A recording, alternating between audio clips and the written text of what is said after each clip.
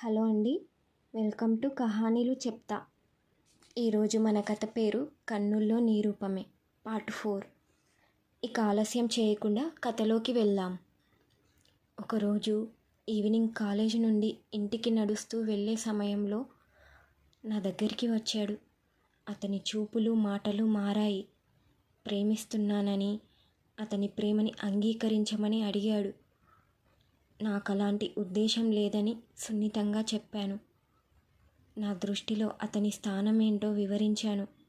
వినలేదు. ఒప్పుకోమని ఒత్తిడి తెచ్చాడు. నేను చదువుకోవాలని చెప్పి నా కలలు ఆశలు వివరించాను. శారీరకంగా దాడి చేయడం మొదలుపెట్టాడు. నేను ప్రతిఘటించి అక్కడి నుండి తప్పించుకున్నాను. చాలా బాధగా అనిపించింది. కన్నీళ్ళాగలేదు. అన్నా అనే పిలుపుకి కూడా విలువ ఇవ్వలేదు అతను. నన్ను నేను కుదుటపరుచుకున్నాను. ఇంటికెళ్ళాక అమ్మమ్మతో చెప్తే ఆవిడ భయపడి చదువు మానిపించేస్తుందని ఆలోచించి ఆవిడతో చెప్పకుండా ఆమె ముందు నా భయాన్ని బాధని దాచేశాను.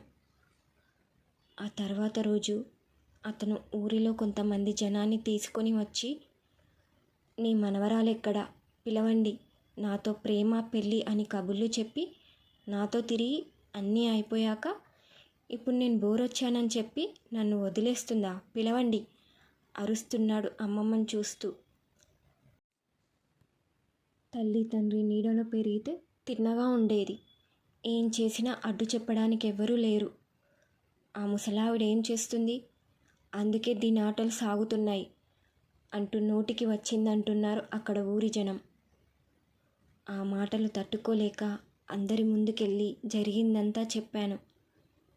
ఇష్టం లేనిది ఒక అబ్బాయి బైక్ ఎక్కుతావా, ఇప్పుడు మళ్ళీ మాట మారుస్తున్నావు అంటూ నిజాన్ని ఎవ్వరూ నమ్మలేదు. చాలా ప్రయత్నించాను. నా ప్రయత్నం విఫలమయ్యింది. అమ్మా నాన్నని పిలిపించి జరిగిందంతా చెప్పారు. వాళ్ళు కూడా నన్ను నమ్మలేదు. బైక్ ఎక్కాను అనే విషయం ఒక్కటే ఎత్తి చూపుతున్నారు అందరూ. అమ్మా నాన్న వాళ్ళ పరువు తీశానని తిట్టి అతనితో నాకు పెళ్లి చేయాలని నిర్ణయించారు. ఆ తర్వాత రోజే పెళ్లి ముహూర్తం పెట్టారు.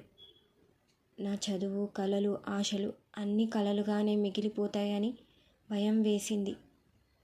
తెల్లవారితే నా జీవితం నాశనం అవుతుంది. ఏం చేయాలో తెలియలేదు. నా సర్టిఫికేట్స్ అన్నీ తీసుకొని, నాకు ఈ పెళ్ళి ఇష్టం లేదు, నేను నిజం చెప్తున్నా కూడా మీరు నమ్మడం లేదు, నాకు చదువుకోవాలనుంది, బాగా చదువుకొని మంచి పొజిషన్ సంపాదించి అప్పుడు ఈ ఊరికి వస్తాను అని లెటర్ రాసి పారిపోయి వచ్చేశాను. పెళ్ళి తప్పించుకోవాలనే ధ్యాసలో ఏ బస్ ఎక్కానో కూడా తెలియలేదు. బస్ ఆగిన చోటే కూర్చుండిపోయాను. మీ ఇద్దరి దయా హృదయం వలన ఇలా మీ ముందున్నాను. జరిగింది బయట పెట్టి నేను నిజంగా ఏ తప్పు చేయలేదు మేడం, ప్లీజ్ నన్ను మీరైనా నమ్మండి అంటూ జయంతిని హత్తుకొని ఏడవసాగింది చైత్ర. ఏడవకురా అంటూ చైత్ర వెన్ను నిమురుతూ ఒక తల్లిలా ఓదారుస్తుంది జయంతి.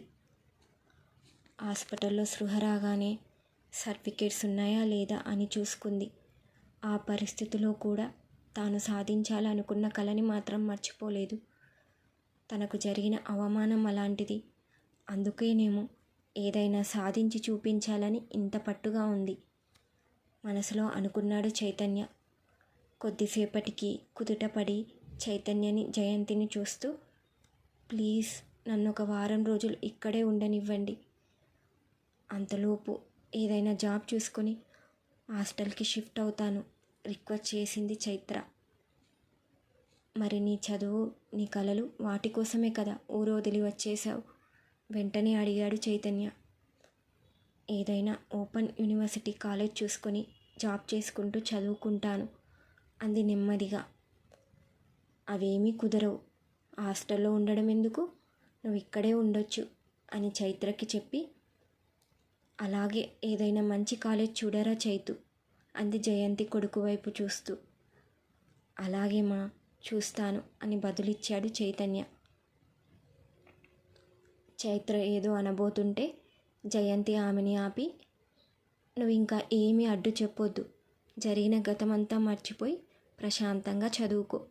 త్వరలోనే నిన్నొక ఉన్నత స్థాయిలో చూడాలి. అప్పుడు నేను చెప్పినట్టు విని ధైర్యంగా ముందుకు కదిలావు కదా, ఇప్పుడు కూడా అదే ధైర్యంతో ఉండు. చిన్నగా స్మైల్ చేస్తూ అంది జయంతి.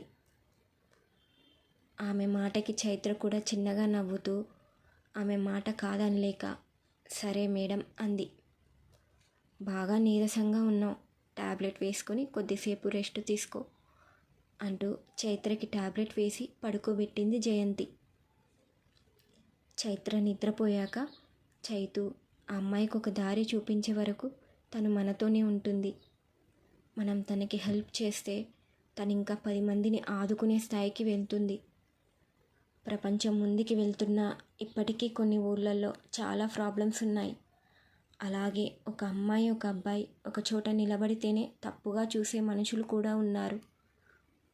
వాటినన్నిటినీ ఎదుర్కొంటూ తన కల కోసం ఇక్కడ వరకు వచ్చింది అని చెప్తూ ఏమంటావు అని అడిగింది కొడుకును. నువ్వు చెప్పింది కరెక్ట్ మా, మనం తప్పకుండా హెల్ప్ చేద్దాం అన్నాడు చైతన్య. జయంతి కూడా రెస్ట్ తీసుకోవడానికి గదిలోకి వెళ్ళింది. చైత్ర కోసం కాలేజ్ వేట మొదలుపెట్టాడు. మధ్యాహ్నం నుండి నైట్ వరకు కూర్చొని కొన్ని కాలేజీలు సెలెక్ట్ చేశాడు. ఉదయం 4 గంటలకి చైతన్యకి మళ్ళీ అదే కళ. కానీ ఈసారి కళ పైన ముందు భాగంలో తెలిపిన దగ్గర నుండి కంటిన్యూ అవుతుందని గమనించగలరు.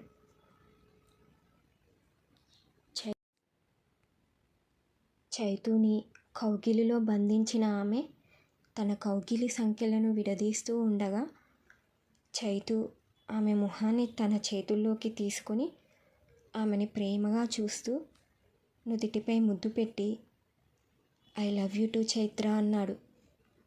నాకు చెప్పకుండా నన్ను వదిలి వెళ్తావా అని ఏడుస్తూ తన 2 చేతులతో చైతు ఎదపై కొడుతుంది చైత్ర. ఆపవే రాక్షసి, నిన్నొదిలి నేనెక్కడికి వెళ్తాను, నువ్వు నా ప్రాణమే అంటూ చైత్రని తన గుండెకి హత్తుకున్నాడు చైతన్య. హఠాత్తుగా నిద్ర నుండి మెలకువ వచ్చి చైతు మనసు పట్టరాని ఆనందంలో మునిగిపోయింది. తన కలలోని రూపమే తన ముందున్న రూపమని తెలిసాక మనసుని అదుపు చేసుకోలేక చైత్ర దగ్గరికి పరుగు తీశాడు. చంటిపాపలా నిద్రపోతున్న చైత్రని చూస్తూ ఆమె రూపాన్ని కళ్ళల్లో నింపుకున్నాడు. కథ ఇంకా ఉంది. పార్ట్ 5 కోసం మన ఛానల్ని ఫాలో చేయగలరు. Thank you for watching this video. ఈ కథపై మీ అభిప్రాయాలు తెలుపగలరు, లైక్ చేయగలరు. Thank you.